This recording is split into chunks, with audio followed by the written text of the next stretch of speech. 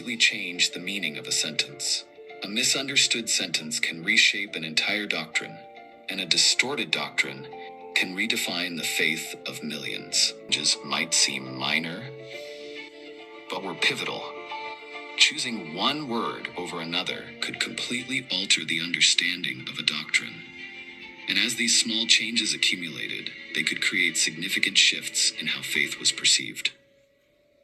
What's troubling is that many of these changes weren't accidental. They reflected the biases and agendas of their time. And once a particular phrasing was accepted, it was often repeated in later translations without question. Thus, every Bible translation is the product of a complex web of influences: political power, linguistic limitations, cultural differences, and religion. But this may be one of the most far-reaching translation errors in the history of religion.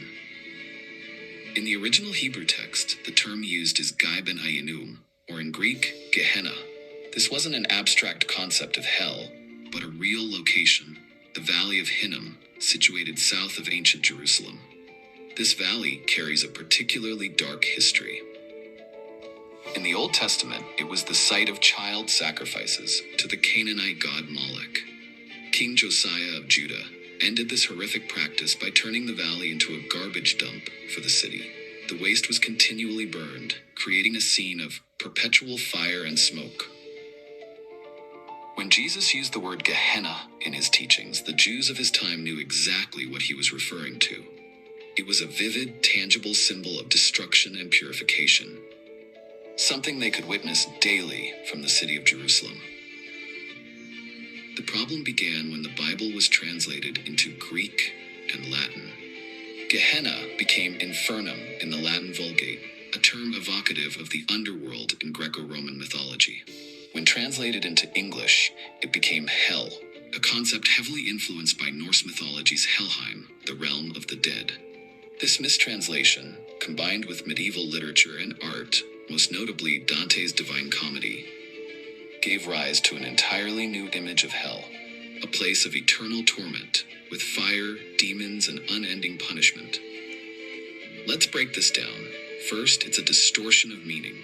What was once a specific physical symbol of purification, a real tangible image, was transformed into something abstract, an idea of eternal punishment. Second, it became a tool for control. This new image of hell was used as a powerful instrument for fear, allowing the medieval church to reinforce its authority over the people. And finally, a theological shift. The original message about purification and repentance was replaced by a doctrine of irrevocable condemnation. Today, the Valley of Hinnom is a peaceful park in Jerusalem, but the legacy of this mistranslation profoundly affects how we understand sin, salvation, and the nature of God. Did Jesus, when using the image of a burning trash heap to illustrate purification, ever imagine it would evolve into a doctrine of eternal torture? And this is just one example of how a single mistranslation can completely reshape our perception of faith and God. One of the most famous prophecies in the Bible is found in Isaiah 7.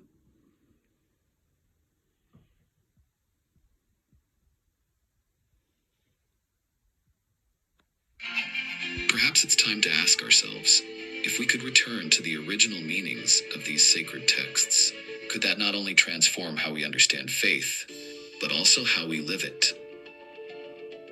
The journey to uncover the truth about Bible translations has revealed astonishing insights. What we've learned is not just a story about language. It's a story about how humanity understands God, faith, and itself. We've seen how a real place, the Valley of Gehenna, transformed into an abstract concept of eternal hell. We've witnessed how Alma, a word meaning young woman, became the foundation for one of Christianity's most significant doctrines. And we've understood how the phrase, "in the image of God," was misinterpreted to uphold power structures rather than declare equality.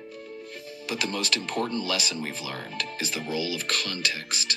Every word in the Bible was written at a specific time, for a specific audience, with distinct cultural and social meanings. When we ignore this context, we don't just lose meaning, we risk creating entirely new ones.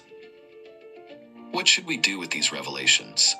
First, we must have the courage to ask questions. The courage to acknowledge that what we believe may not be what was originally written. The courage to seek truth, even when it challenges long-held beliefs. There are many ways to begin this journey.